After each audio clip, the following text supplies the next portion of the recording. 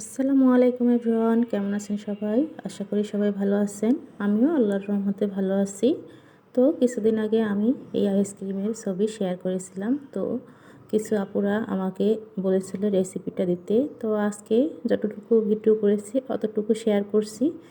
তো এভাবে আইসক্রিম বানালে ইনশাল্লাহ আপনারাও বাসায় তৈরি করতে পারবেন। কথা না বাড়িয়ে চলুন মূল রেসিপিতে চলে যাই।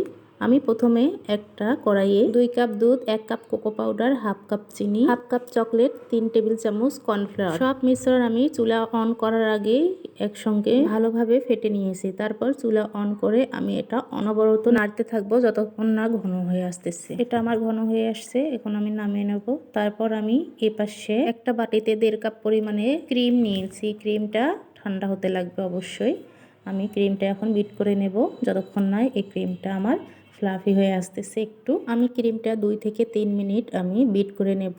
বিট করার পর যখন হালকা একটু ফ্লাফি হয়ে আসবে তারপর আমি জাল করে রাখা মিশ্রণটা দিয়ে দেব। অবশ্যই জাল করে মিশ্রণটা রেখেছিলাম, ঠান্ডা করে নিয়েছি। এদিকে আমি মিশ্রণটা দিয়ে দিয়েছি। এই তো আমার মিশ্রণটা দেওয়ার পর কালার চেঞ্জ হয়েছে। দেওয়ার ভিডিওটা আমি দেখাইতে পারলাম না, ওটা কেটে গিয়েছে। তো এখানে সব উপকরণগুলো দিয়ে আমি আবার 2 থেকে 3 মিনিট বিট করে নেব।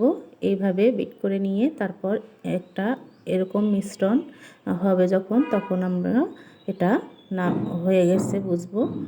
আর এখন আমি বিট করা বন্ধ করে দেব। তারপর আমি এটাকে একটা পটে রেখে ফ্রিজে রেখে দেব। তো আমি বাসায় যে কোনো আপনাদের পট থাকলে ওই পটে রেখে দিতে পারবেন। তারপর আমি এখানে অন টাইমের পটগুলো আছে যেগুলো আমি এখন 2টা পটে রেখে দেব। আমার 1.5 কাপ ক্রিমে বেশ ভালোই হয়েছে আইসক্রিম। এখন পটে রেখে হালকা একটু ট্যাপ করে নেব। ট্যাপ করে তারপর ঢাকনা দিয়ে ফ্রিজে রেখে দেবো। তারপর আমি আরেকটা পটে ঢেলে নিলাম আইসক্রিমটা। সম্পূর্ণ আইসক্রিম ঢেলে নিয়ে ভালোভাবে ট্যাপ করে আপনারা ডিপ ফ্রিজে রাখবেন প্রায় 4 থেকে 5 ঘন্টা। 4 থেকে 5 ঘন্টা রেখে দিলে ভালোভাবে সেট হয়ে যাবে ইনশাল্লাহ। তো আমি এখানে সম্পূর্ণ ব্যাটারটা ঢেলে দিয়ে এখন আমি ঢাকনা দিয়ে দেব।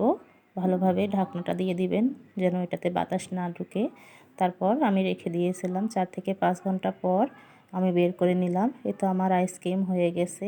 আর এইখানে অর্ধেকটা খাওয়া দেখতেছেন। আমি বাসায় যখনই আইসক্রিম বানাই তখনই আমার ছেলেগুলো অর্ধেকটা খেয়ে ফেলে বের করে। কখন যে বের করে খেয়ে ফেলে আমি বুঝতেই পারি না। তো আমার এইখানে আইসক্রিমটা দেখেন কত সুন্দর সেট হয়ে গেছে। আর এই বাসায় বানা আইসক্রিমটা এত মজার হয়, বিশেষ করে চকলেট আইসক্রিমটা আমার অনেক পছন্দের। এভাবে কম খরচে বাসায় আপনারাও বানিয়ে নিতে পারবেন আইসক্রিম। তো আমার ভিডিওটা যদি ভালো লেগে থাকে অবশ্যই লাইক, কমেন্ট, শেয়ার দিয়ে পাশে থাকবেন। আজকে এই পর্যন্তই। আল্লাহ হাফেজ।